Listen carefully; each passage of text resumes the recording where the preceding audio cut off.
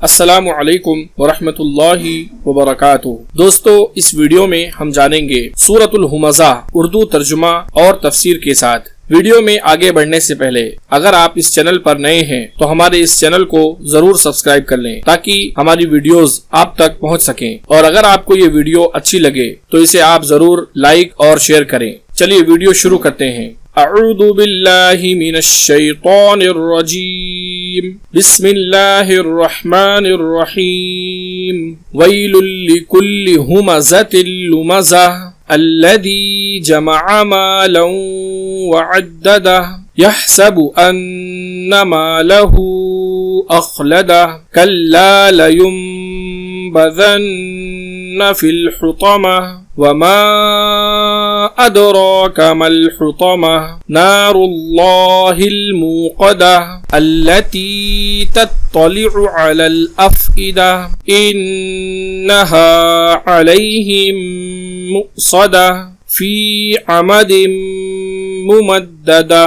اب ہم جانیں گے اس کا ترجمہ۔ بسم اللہ الرحمن الرحیم، شروع کرتا ہوں میں اللہ تعالی کے نام سے جو بڑا مہربان نہایت رحم والا ہے۔ ویل لکل ہمزۃ لمزہ، بڑی خرابی ہے ہر ایسے شخص کی جو عیب ٹٹولنے والا، غیبت کرنے والا ہو۔ الذی جمع مالا وعددہ، جو مال کو جمع کرتا جائے اور گنتا جائے۔ یحسب ان مالہ اخلدہ، وہ سمجھتا ہے کہ اس کا مال اس کے پاس سدا رہے گا۔ کلا لینبذن فی الحطمہ، ہرگز یہ تو ضرور توڑ پھوڑ دینے والی آگ میں پھینک دیا جائے گا۔ وما ادراک ما الحطمہ، اور تجھے کیا معلوم کہ ایسی آگ کیا ہوگی۔ نار اللہ الموقدہ، وہ اللہ تعالی کی سلگائی ہوئی آگ ہوگی۔ التی تطلع علی الافئدہ، جو دلوں پر چڑھتے چلی جائے گی۔ انہا علیہم مؤصدہ، اور ان پر بڑے بڑے ستونوں میں، فی عمد ممددہ، ہر طرف سے بند ہوئی ہوگی۔ اب ہم جانیں گے اس سورت کی تفسیر۔ ویل لکل ہمزۃ لمزہ، بڑی خرابی ہے ہر ایسے شخص کی جو عیب ٹٹولنے والا، غیبت کرنے والا ہو۔ ہمزہ اور لمزہ بعض کے نزدیک ہم معنی ہیں، بعض اس میں کچھ فرق کرتے ہیں۔ ہمزہ وہ شخص ہے جو لوگوں کی برائی کرے، اور لمزہ وہ جو پیٹھ پیچھے غیبت کرے۔ بعض اس کے برعکس معنی کرتے ہیں۔ بعض کہتے ہیں ہمز آنکھوں اور ہاتھوں کے اشارے سے برائی کرنا ہے، اور لمز زبان سے۔ الذی جمع مالا وعددہ، جو مال کو جمع کرتا جائے اور گنتا جائے۔ اس سے مراد مال جمع کرتا ہے اور اللہ کے راستے میں خرچ نہیں کرتا، ورنہ مطلق مال جمع کر کے رکھنا مذموم نہیں ہے۔ یہ مذموم اس وقت ہے جب اس میں زکوٰۃ اور اللہ کے راستے میں خرچ کرنے کا اہتمام نہ کیا جائے۔